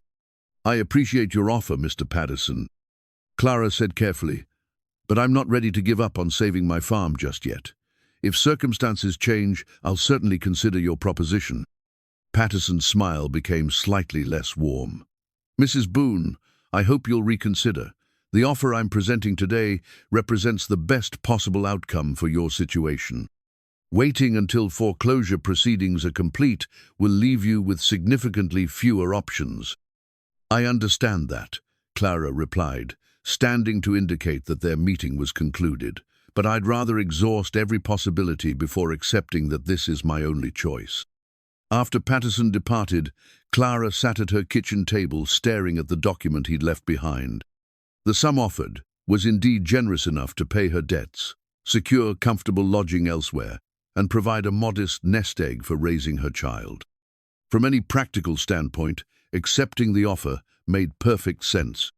But as Clara looked around her small home, taking in the familiar details that represented 7 years of building a life with Thomas, she realized that practical sense wasn't the only consideration that mattered. This farm wasn't just property to be bought and sold, it was the physical embodiment of dreams shared, work completed together, and hopes for a future that death had interrupted but not entirely destroyed. That evening, as Clara prepared a simple dinner, she found herself thinking about the conversation she'd had with Robert about working with the grain of wood rather than fighting against it. Patterson's offer represented a form of surrender, accepting that her circumstances were stronger than her will to change them. But perhaps there was another way to approach her situation, one that involved working with the resources she had, rather than accepting defeat. Clara pulled out paper and began making lists not of what she lacked, but of what she possessed. The farm had good water, fertile soil, and sound buildings. She had the support of neighbors who'd proven their willingness to help. She had skills Thomas had taught her, and new ones she'd learned from Robert. Most importantly, she had the motivation that came from protecting something precious rather than simply acquiring something desired. As she wrote, Clara began to see possibilities she hadn't considered before. Martha had mentioned that several of the neighboring farms were struggling with labor shortages. Perhaps there was a way to organize cooperative work arrangements that would benefit everyone involved. Robert had praised her quick learning with woodworking. Perhaps there were other skills she could develop that would create income opportunities. The more Clara thought about it, the more she realized that her greatest asset wasn't the land itself, but her growing network of relationships within the community. People like Martha and Robert had invested time and effort in helping her, not because they expected financial return, but because they recognized something worth preserving in her determination to succeed. But even as Clara began to feel cautiously optimistic about finding alternative solutions, a nagging worry remained. Patterson's visit had been too timely, too well informed about her specific situation. Someone had provided him with detailed information about her financial troubles, and she couldn't shake the feeling that there were aspects of her situation she didn't fully understand. Late that evening, as Clara was banking the fire for the night, she heard the soft nicker of horses outside. Peering through the window, she saw 2 riders in the moonlight, not approaching her house, but moving slowly along the fence line that marked her property boundary. They seemed to be conducting some kind of survey, pausing occasionally to examine posts and markers before moving on.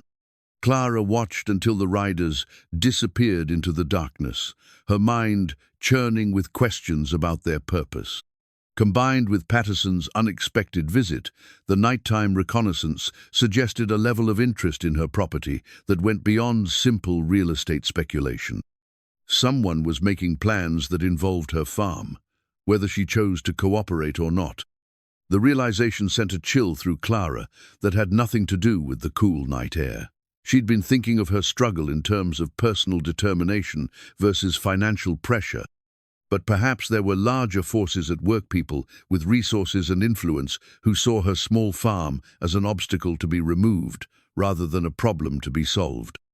As Clara prepared for bed, she found herself looking at Jessie's pocket watch again. The inscription about time teaching wisdom seemed particularly relevant as she contemplated the increasingly complex situation surrounding her future. Whatever Jesse's reasons for concealing his identity, He demonstrated the kind of competence and knowledge that suggested connections beyond what he'd revealed. For the first time since his departure, Clara found herself wondering not about his deceptions, but about whether he might be someone who could help her understand the forces that seemed to be gathering around her property. The thought felt like a betrayal of the anger she'd been nurturing, but desperation had a way of clarifying priorities. As she settled into bed beside the completed cradle, Clara made a decision that surprised her with its clarity. Tomorrow, she would begin asking questions about William Patterson and his mysterious investors. If powerful people were making plans that involved her future, she needed to understand what those plans entailed and whether there was any way to influence their outcome. The baby kicked restlessly against her ribs, as if sensing her mother's agitation. Clara placed her hand on her belly, feeling the small life that gave urgency to all her decisions. Whatever challenges lay ahead, she was no longer just fighting for her own survival. She was fighting for her child's inheritance, both material and spiritual. The stakes felt higher now, but so did Clara's determination to find a way forward that honored both Thomas's memory and her own growing understanding of what it meant to fight for something truly worth preserving. Sleep came slowly, filled with dreams of strangers on horseback and documents signed in shadowy rooms, but underneath the anxiety lay a growing resolve to meet whatever challenges awaited with the kind of courage that didn't depend on having all the answers, but on being willing to keep searching until the right ones emerged. The mysterious improvements began appearing 3 days after Patterson's visit. Clara first noticed them when she went to check on the cattle at dawn. Water trough that had been cracked and leaking was suddenly whole again, filled with clear, fresh water that seemed to flow from a source she hadn't known existed. The repair work was so seamless that if she hadn't known the trough's previous condition intimately, she might have believed it had never been damaged. Clara walked around the structure slowly, running her hands along the smooth edges where the crack had been. The workmanship was flawless, better than anything she could have afforded, even in the farm's prosperous days. More puzzling still, there were no signs of the materials that would have been needed for such a repair. No leftover mortar, no tool marks in the nearby soil, no evidence that anyone had been working on her property. By midday, Clara had discovered 2 more improvements that defied explanation. The gate to the north pasture, which had been hanging crooked on broken hinges for months, now swung smoothly on new hardware that gleamed like silver in the afternoon sun. The section of fence where Rosie had tangled herself in wire had been completely rebuilt. The posts, set so perfectly straight, they seemed to march across the landscape like a line of soldiers.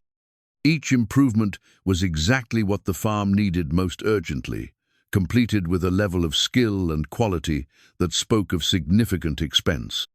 Yet Clara had heard no sounds of construction, seen no workers, received no bills for materials or labor. It was as if some benevolent spirit had taken inventory of her property's deficiencies and set about correcting them with invisible hands. That evening, as Clara sat on her porch trying to make sense of the day's discoveries, Martha Henderson arrived with her usual purposeful energy. But instead of her typical basket of supplies, Martha carried an expression of puzzled concern that immediately put Clara on alert. "Clara, dear," Martha said without preamble, "Robert rode past your north fence line this afternoon and noticed some rather expensive-looking improvements. New gates, fresh fence posts, the kind of work that costs more than most of us see in a year. Where on earth did you find the money for such projects?" Clara felt heat rise in her cheeks, embarrassed to admit that she had no idea who was responsible for the improvements or how to explain their sudden appearance. "I was hoping you might have some insight into that, actually. I woke up this morning to find repairs I didn't authorize and can't afford." Martha's eyebrows rose in an expression that mixed surprise with the beginning of alarm. "You mean someone's been working on your property without your knowledge or permission?" "It appears so," Clara replied, gesturing toward the mysteriously repaired water trough. "Everything they've done has been helpful, necessary repairs that I desperately needed but couldn't pay for, but I have no idea who's responsible or what they expect in return." Martha settled onto the porch steps with the deliberate movements of someone preparing for a serious conversation. Clara, in my experience, when something seems too good to be true, it usually is. People don't invest significant money in other people's property without expecting something in return. That's what worries me, Clara admitted, especially coming so soon after that Patterson fellow's visit. I can't shake the feeling that these things are connected somehow. Patterson, Martha's voice sharpened with interest. I've heard that name mentioned in town recently. Word is he's been asking questions about various properties in the area, particularly ones facing financial difficulties. What exactly did he want from you? Clara described her encounter with Patterson, including his generous but vague offer to purchase her farm. As she spoke, she watched Martha's expression grow increasingly troubled, the kind of look that came from recognizing patterns that didn't bode well for anyone involved. Clara, Martha said when the story was complete, I think you need to be very careful about accepting any more of these mysterious improvements. In my experience, when wealthy strangers start making generous offers and anonymous benefactors begin spending money on your behalf, it usually means someone's trying to create a situation where you feel obligated to them. But who would go to such expense without even identifying themselves? Clara asked. And why make improvements to property they want to purchase? Wouldn't it make more sense to let me fail and then buy it cheaply? Martha was quiet for a long moment, her weathered hands clasped tightly in her lap. When she finally spoke, her voice carried the weight of someone sharing unwelcome knowledge. Clara, there are ways of manipulating people that don't involve threats or obvious coercion. Sometimes the most effective trap is the one that looks like salvation. If someone wanted to put you in their debt, to make you feel like you owed them something significant, mysterious acts of generosity would be an excellent way to accomplish that goal. The words sent a chill through Clara that had nothing to do with the evening air. She thought about Patterson's confident demeanor, his assumption that she would eventually accept his offer, his vague references to investors with development plans. Perhaps the anonymous improvements weren't meant to help her succeed, but to create a web of obligation that would make refusing future offers more difficult. What do you think I should do? Clara asked. Document everything, Martha replied immediately. Keep detailed records of every improvement, every mysterious appearance of help. If someone's trying to manipulate you, evidence of their actions might be useful later, and be very wary of accepting any more assistance from unknown sources. That night, Clara began keeping the kind of detailed journal Martha had suggested, recording not just the improvements themselves, but every aspect of their execution that might provide clues about their source. The quality of materials, the specific techniques used, the timing of each projectile of it, went into a careful record that she hoped might eventually reveal patterns. But even as Clara tried to approach the situation analytically, she couldn't shake a growing sense of unease about forces beyond her understanding or control. The improvements continued appearing with clockwork regularity, each one addressing a specific need with uncanny accuracy. Her chicken coop received new nesting boxes crafted from expensive hardwood. The roof of her barn was mysteriously re-shingled with materials that must have cost more than she typically spent on supplies in an entire year. Most troubling of all, Clara began finding evidence of livestock additions that defied explanation. 5 head of prime cattle appeared in her pasture one morning, bearing a brand she didn't recognize, but displaying the kind of quality that spoke of careful breeding and expensive care. The animals were healthy, well-fed, and perfectly suited to her climate and grazing conditions. When Clara examined the new cattle more closely, looking for clues about their origin, she discovered something that made her blood run cold. Burned into the hide of each animal was a distinctive Brandon ornate M, surrounded by flourishes that looked disturbingly familiar. She'd seen that same design somewhere before, though she couldn't immediately place where. It wasn't until she was preparing for bed that night, her mind still churning over the mystery of the branded cattle, that Clara remembered where she'd encountered that particular mark. She hurried to her dresser drawer and retrieved Jesse's pocket watch, turning it over to examine the intricate engravings on the back. There, worked into the decorative pattern around the inscription, was the same ornate M that now marked the cattle in her pasture. The realization hit Clara like a physical blow. The mysterious improvements, the expensive materials, the carefully selected live stockle of it was connected to Jesse McCallan. Somehow, despite his departure and the marshal's intervention, Jesse was still influencing her situation from whatever distance his family's money and influence could reach. Clara sank onto her bed, still holding the pocket watch, as the full implications of her discovery settled over her. Jesse hadn't simply left it arranged for her to receive the kind of anonymous assistance that his family's wealth could easily provide.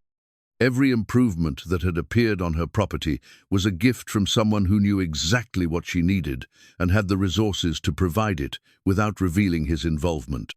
The knowledge brought a complex mix of emotions that Clara struggled to sort through. Part of her felt grateful for assistance that had genuinely improved her farm's condition and prospects.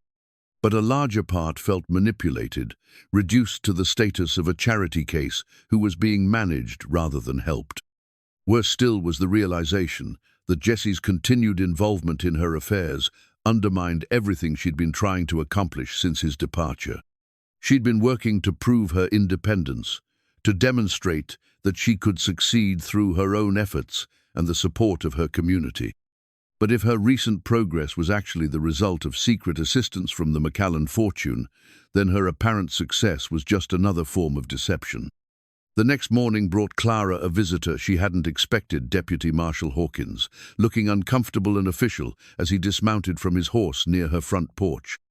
Clara felt her stomach clench with anxiety, wondering if Jesse's anonymous assistance had somehow created legal complications for her. "Mrs. Boone," Hawkins said, touching the brim of his hat in a gesture of respectful greeting, "I hope you're well. I'm afraid I need to ask you some questions about activities that may have been occurring on your property." "What kind of activities?" Clara asked, proud that her voice remained steady despite her growing alarm. "We've received reports of unusual nighttime movement in this area, riders, supply wagons, that sort of thing. Given the recent concerns about cattle rustling and property disputes, we're investigating any situations that might be connected to those problems." Clara's mind raced as she tried to determine how much to reveal about her own mysterious experiences. "I haven't seen any cattle rustling, Marshal. In fact, I've had the opposite problem, livestock appearing on my property without explanation." Hawkins's attention sharpened immediately. "What kind of livestock? And when did they appear?"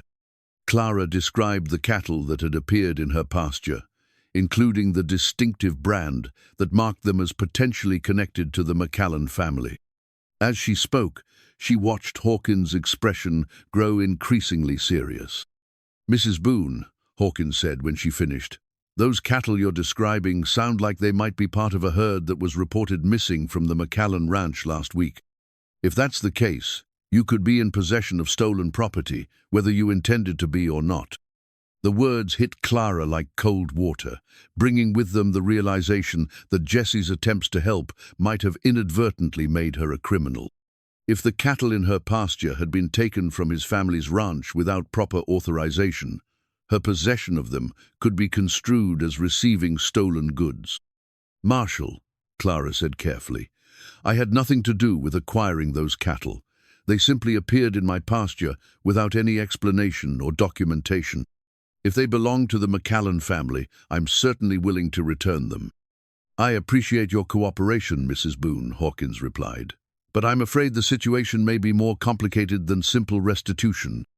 There are questions about how the cattle came to be here, who authorized their movement, and whether this incident is connected to other irregularities we've been investigating." As Hawkins continued explaining the legal complexities that might arise from her situation, Clara felt the walls of her carefully constructed world beginning to close in around her. Jesse's attempts to help, however well-intentioned, had created exactly the kind of complications she'd been trying to avoid. Instead of solving her problems, his secret assistance had entangled her in a web of legal and financial obligations that she was entirely unprepared to handle. When Hawkins finally departed, leaving Clara with promises to return for further questioning, she stood alone in her yard, feeling more isolated and vulnerable than she had since Thomas's death. The farm that had seemed to be recovering under mysterious benefaction now felt like a trap. Every improvement, a potential piece of evidence in legal proceedings she didn't understand. That evening, as Clara sat at her kitchen table trying to make sense of her increasingly complex situation, she made a decision that felt both inevitable and terrifying. She needed to contact Jesse McCallan directly, to demand explanations for his continued interference in her life, and to insist that he stop his anonymous assistance before it created even more serious problems. The prospect of reaching out to someone who had deceived her so thoroughly felt like a betrayal of her own principles. But as Clara looked around her small home, thinking about the legal complications that threatened to destroy everything she'd worked to preserve, she realized that pride was a luxury she could no longer afford. Tomorrow, she would begin the process of tracking down Jesse McCallan and demanding the truth about his continued involvement in her affairs. Whatever the cost to her dignity or independence, she needed to understand the full scope of the situation she'd become entangled in, and to find a way to extricate herself before it was too late. The baby kicked restlessly against her ribs, as if sensing its mother's agitation. Clara placed her hand on her belly, feeling the small life that gave urgency to all her decisions. Whatever came next, she was determined to face it with eyes wide open, no longer willing to accept help that came with hidden costs, or to trust in solutions that seemed too good to be true. The telegram arrived on a Tuesday morning, carried by a nervous young man from the telegraph office who seemed reluctant to approach Clara's door. She accepted the yellow envelope with hands that already trembled, some instinct warning her that whatever news it contained would shatter the fragile stability she'd been trying to maintain. The message was brief, addressed to Jesse McCallan in care of Clara Boone's property. Urgent stop, father. Critically ill stop. Family business requires immediate attention. Stop, return at once. Stop, your presence needed for estate decisions. Stop, mother desperate. Stop, Daniel McCullen attorney. Stop. Clara read the telegram 3 times, each reading bringing new understanding of the deception that had shaped every interaction she'd shared with Jesse. He wasn't just the heir to a cattle fortune, he was someone whose very absence from his family's affairs was creating crisis. His presence on her small farm hadn't been the simple search for authentic experience he'd claimed, but an abdication of responsibilities that affected the livelihoods of countless people. But it was the final line that made Clara's blood run cold. Mother desperate. Jesse had a mother who was suffering because of his choices, a woman who was facing the possible loss of her husband, while her son played at being a simple cowboy on a struggling farm hundreds of miles away. Clara sank onto her porch steps, still holding the telegram, as the full scope of Jesse's deception became clear.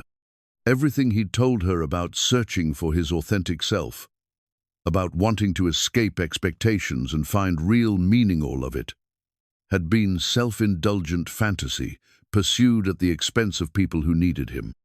While Clara had been worrying about paying for basic necessities, Jesse had been hiding from obligations that would have solved her problems without requiring him to sacrifice anything of real importance. The revelation cut deeper than his original lies about his identity. Clara could have forgiven a wealthy man who wanted to experience life as an ordinary person, who sought to understand the world beyond his privileged upbringing. But she couldn't forgive someone who pursued personal fulfillment while his family suffered, who treated real responsibilities as optional inconveniences to be avoided. Worse still was the realization that she had been complicit in his abandonment of duty.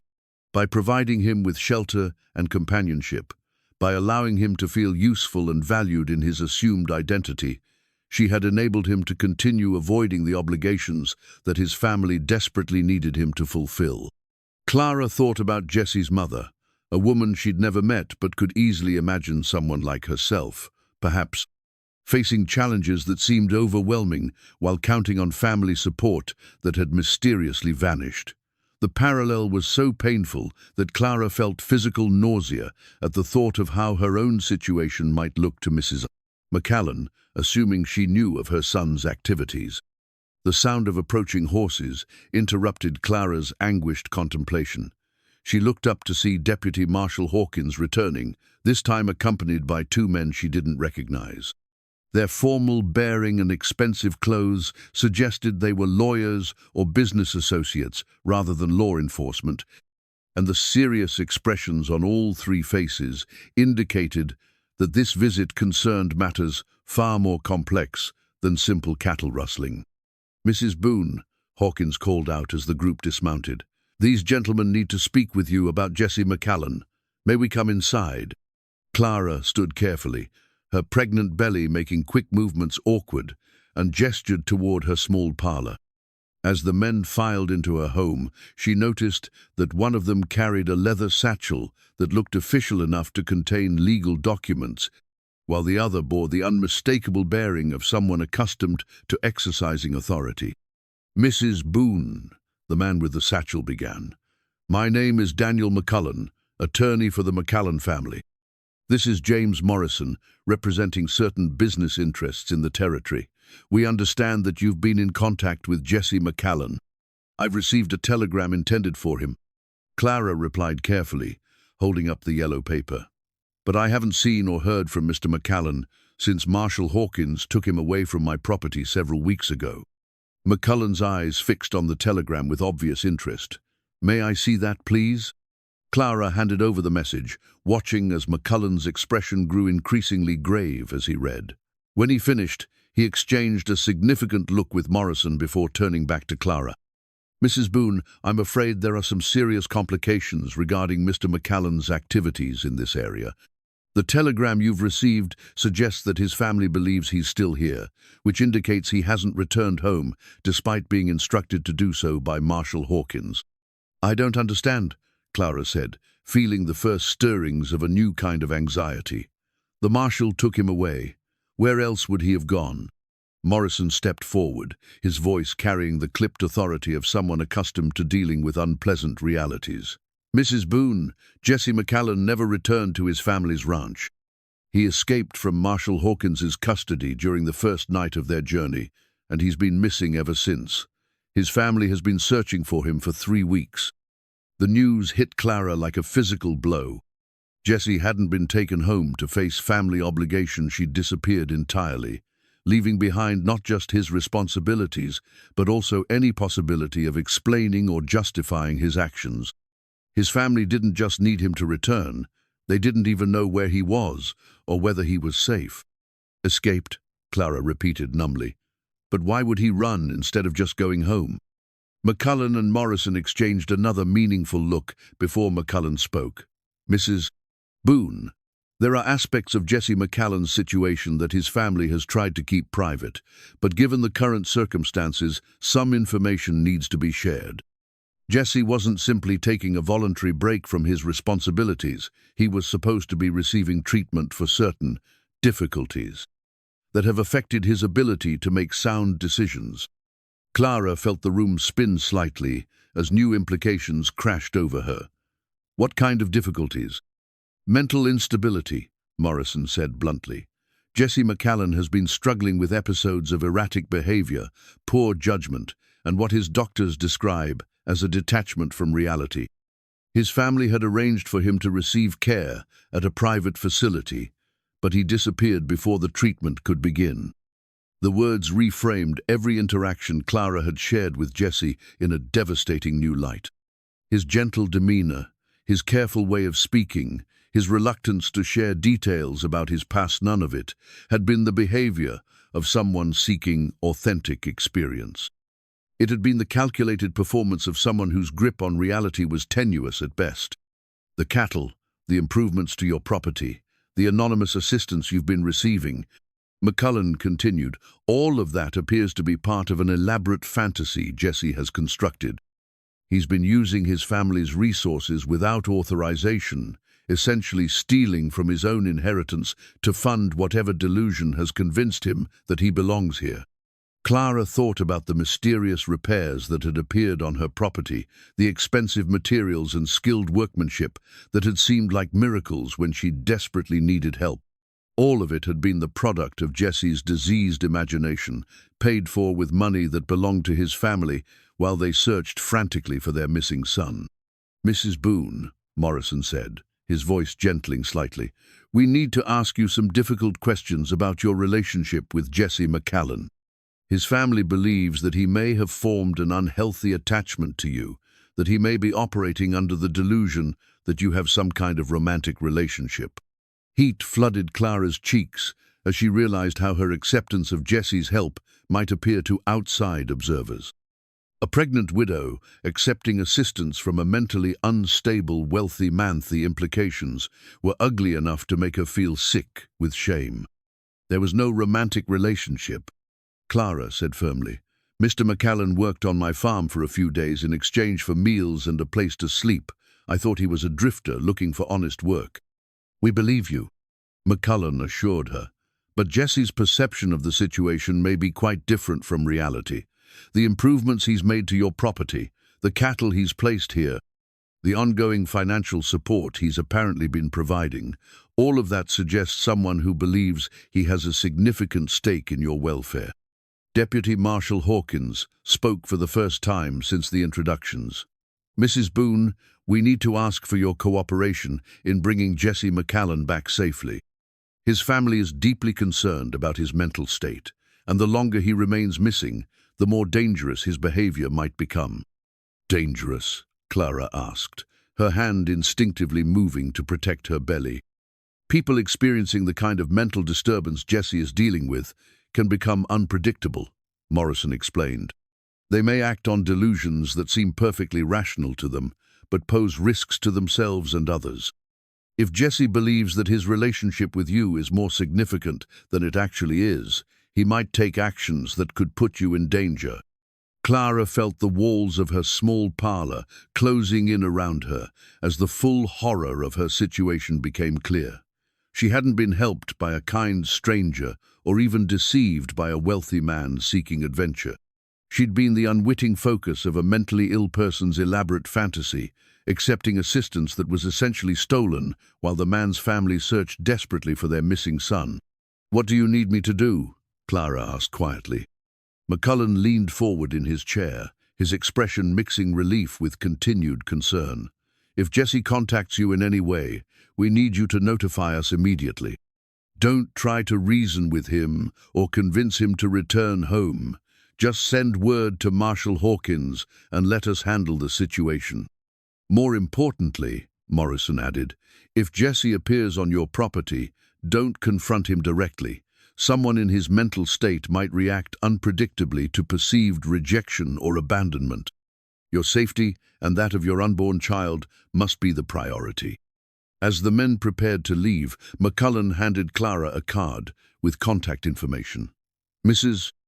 Boone, I want you to know that the McCallan family feels terrible about the position Jesse's illness has put you in.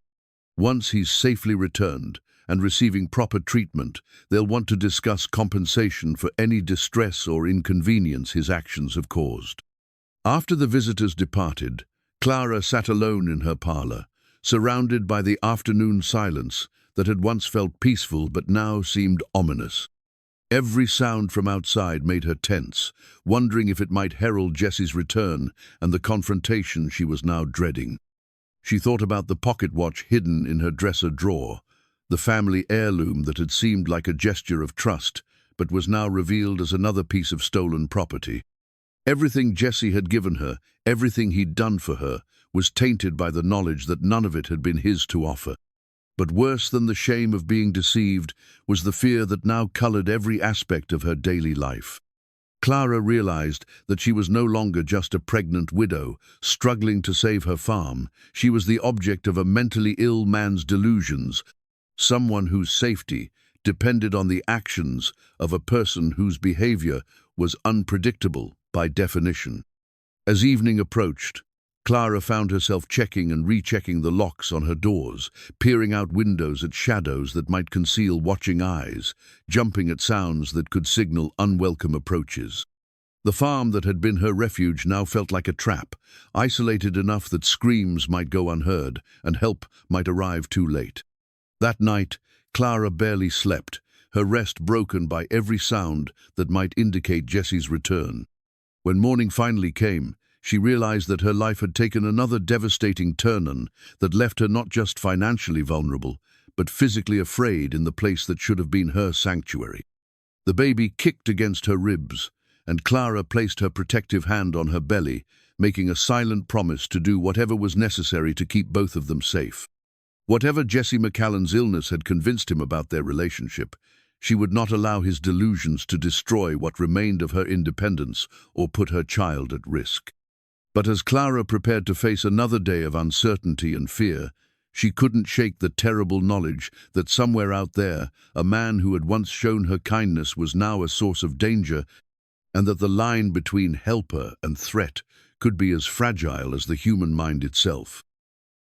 Clara retrieved her father's old hunting rifle from its place above the fireplace mantel, surprised by how heavy it felt in her hands.